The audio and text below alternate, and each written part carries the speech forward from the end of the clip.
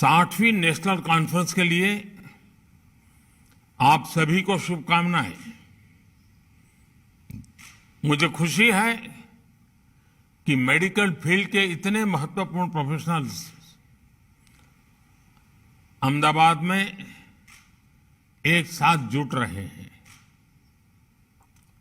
कोई चोट हो, दर्द हो, चाहे युवा हो या बुजुर्ग हो, खिलाड़ी हो या फिटनेस के मुरीद हो,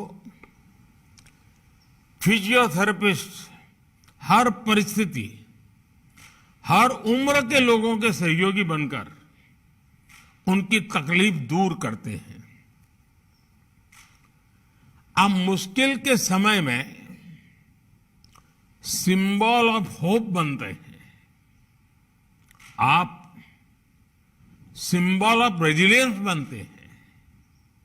आप सिंबल ऑफ रिकवरी होते हैं, क्योंकि जब कोई व्यक्ति अचानक इंजरी या एक्सीडेंट का शिकार हो जाता है तो उसके लिए ये केवल फिजिकल ट्रॉमा नहीं होता, ये एक मेंटल और साइकोलॉजिकल चैलेंज भी होता है। ऐसे समय में फिजियोथेरेपिस्ट केवल उसका इलाज नहीं करता, बल्कि उसे हौसला भी देता है। साथियों, अक्सर मुझे भी आपके प्रोफेशन से, आपके प्रोफेशनलिज्म से बहुत प्रेरणा मिलती है। अपनी फील्ड में आपने ये जरूर सीखा होगा कि चुनौतियों से ज्यादा मजबूत आपके भीतर की ताकत होती है। प्रोत्साहन और थोड़े से एनकरेजमेंट और सपोर्ट से लोग मुश्किल से मुश्किल चुनौतियों पर भी विजय पा लेते हैं। कुछ ऐसी ही बात गवर्नेंस में भी देखने को मिलती है। हमारे देश के गरीबों को एक सपोर्ट की जरूरत थी, ताकि वे अपनी रोजमर्रा की जरूरतों को पूरा कर सकें। बैंक खाता खुलवाना हो, शौचालय बनवाना हो, लोगों तक नल का जल पहुंचाना हो, हमने ऐसे कितने ही अभियानों से लोगों को सपोर्ट किया।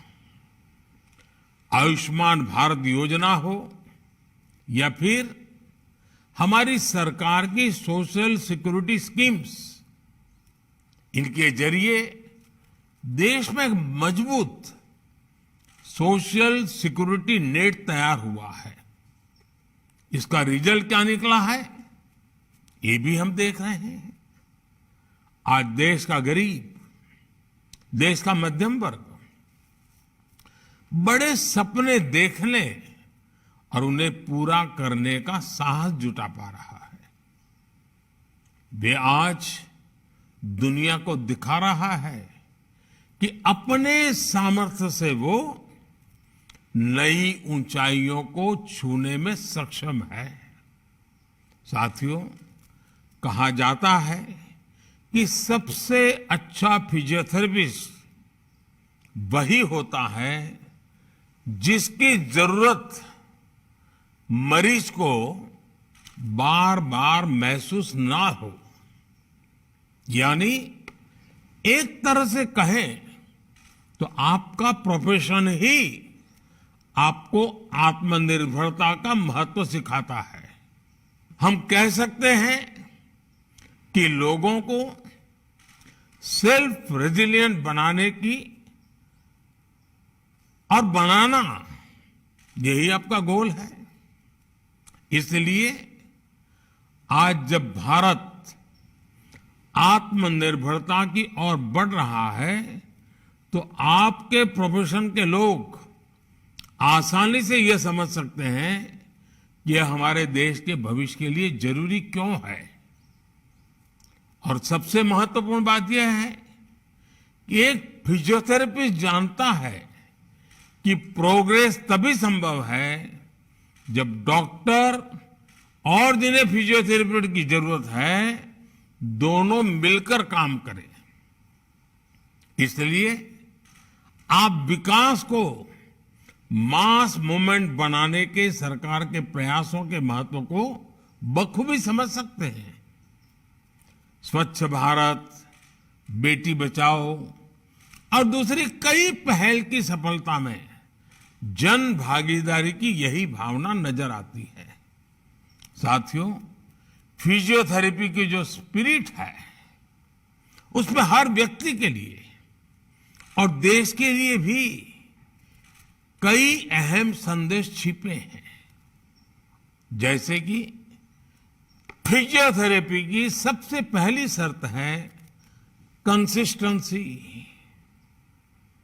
आमतौर पर लोग जोश में 2-3 दिन 4 दिन तो एक्सरसाइज कर लेते हैं, लेकिन उसके बाद धीरे धीरे उत्साह कम हो जाता है। लेकिन एक फिजियो के रूप में आप जानते हैं कि कंसिस्टेंसी के बिना रिजल्ट नहीं मिलने वाले। आप सुनिश्चित करते हैं कि जरूरी एक्सरसाइज बिना किसी गैप के हो। ऐसे ही कंटिन्यूटी और कन्विक्शन देश के लिए भी जरूरी होते हैं। हमारी नीतियों में निरंतरता हो, उन्हें लागू करने के लिए दृढ़ इच्छा शक्ति हो, तभी तो देश की सारी आवश्यकताएं पूरी होती है और देश उठ करके खड़ा हो जाता है, लंबी दौड़ दौड़ता है। साथियों, देश इस समय आजादी के 75 वर्ष पूरे होने पर अमृत महोत्सव मना रहा है। मुझे खुशी है कि हमारी सरकार ने इस अमृत महोत्सव में देश के सभी फिजियोथेरेपिस्ट को वो उपहार दिया जिसका वो 75 साल से इंतजार कर रहे थे। ये इंतजार था फिजियोथेरेपी को एक प्रोफेशन के तौर पर मान्यता देना। आप सभी का ये इंतजार हमारी सरकार ने खत्म किया। National commission for allied and health care professionals bill लाकर हमें आप सभी का मान सम्मान और बढ़ाने का अवसर मिला। इससे भारत के हेल्थ केयर सिस्टम में आप सभी के अहम योगदान को भी रिकॉग्निशन मिला। इससे आप सभी को भारत के साथ ही विदेश में भी काम करने में आसानी हुई है। सरकार ने Ayushman Bharat digital mission network से भी फिजियोथेरेपिस्ट को जोड़ा है। इससे आपको मरीजों तक पहुंचने में आसानी हुई है। आज खेलो इंडिया मूवमेंट के साथ ही देश में फिट इंडिया मूवमेंट भी आगे बढ़ रहा है। इन सारे सेक्टर्स में हो रही ग्रोथ सीधे सीधे आपसे फिजियोथेरेपी से भी जुड़ी हुई है। जब छोटे शहरों और कस्बों में भी स्पोर्ट्स इंफ्रास्ट्रक्चर के साथ आपकी भूमिका बढ़ रही है, हमने देखा है कि पहले हमारे यहां फैमिली डॉक्टर्स होते थे, वैसे ही जब फैमिली फिजियोथेरेपिस्ट भी होने लगे हैं। इससे भी आपके लिए नई संभावनाएं बन रही हैं। साथियों, आप अपने पेशेंट्स के साथ ही सोसाइटी के लिए जो योगदान दे रहे हैं, मैं उनकी सराहना करता हूं। लेकिन मेरा आपसे एक आग्रह भी है। यह आग्रह आपकी कॉन्फ्रेंस की थीम से भी जुड़ा है और फिट इंडिया मूवमेंट से भी संबंधित है। क्या आप right posture, right habits, right exercise और इनके इम्पोर्टेंस के बारे में लोगों को एजुकेट करने का टास्क ले सकते हैं? ये जरूरी है कि लोग फिटनेस को लेकर सही अप्रोच अपनाएं। आप इसे आर्टिकल और लेक्चर्स के माध्यम से कर सकते हैं और मेरे युवा साथी तो रील्स के जरिए भी कर सकते हैं। साथियों, मुझे भी कभी कभी फिजियोथेरेपिस्ट की सेवा लेनी पड़ती है, इसलिए मैं अपने अनुभव के बाद आप सभी से एक और बात कहना चाहता हूं। मेरा अनुभव है कि जब फिजियोथेरेपिस्ट के साथ योग की एक्सपर्टीज जुड़ जाती है तो उसकी शक्ति कई गुना बढ़ जाती है। शरीर की जो कॉमन प्रॉब्लम्स हैं, जिनमें अक्सर फिजियोथेरेपी की जरूरत पड़ती है, उसका समाधान कई बार योग में भी होता है, आसनों में भी होता है। इसलिए आपको फिजियोथेरेपी के साथ साथ योग भी आता होगा तो आपकी प्रोफेशनल पावर बढ़ जाएगी। साथियों, भारत में आपकी प्रैक्टिस का एक बहुत बड़ा हिस्सा बुजुर्गों की देखभाल को समर्पित होता है। पेशेंट केयर में आपका एक्सपीरियंस और आपकी व्यवहारिक समझ बहुत मायने रखती है। मैं आपसे इन्हें अच्छी तरह से डॉक्यूमेंट करने का भी आग्रह करूंगा। आज जैसे जैसे दुनिया में बुजुर्गों की संख्या बढ़ रही है, उनकी देखभाल भी ज्यादा चैलेंजिंग और कॉस्टली होती जा रही है। आज के इस दौर में एकेडमिक पेपर्स और प्रेजेंटेशन के रूप में आपका अनुभव पूरी दुनिया के लिए बहुत ही उपयोगी साबित होने वाला है। इससे भारतीय फिजियोथेरेपिस्ट की स्किल भी सामने आएगी। साथियों, एक विषय टेलीमेडिसिन का भी है। आप सभी को वीडियो के द्वारा कंसल्टिंग के तौर तरीके भी डेवलप करने चाहिए।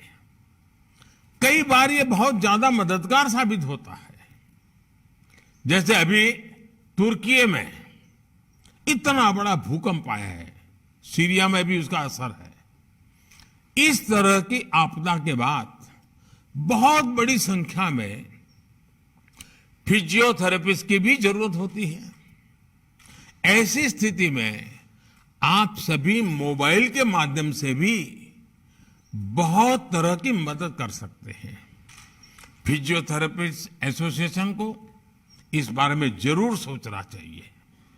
मुझे पूरा भरोसा है आप जैसे एक्सपर्ट्स की लीडरशिप में इंडिया फिट भी होगा और इंडिया सुपरहिट भी होगा।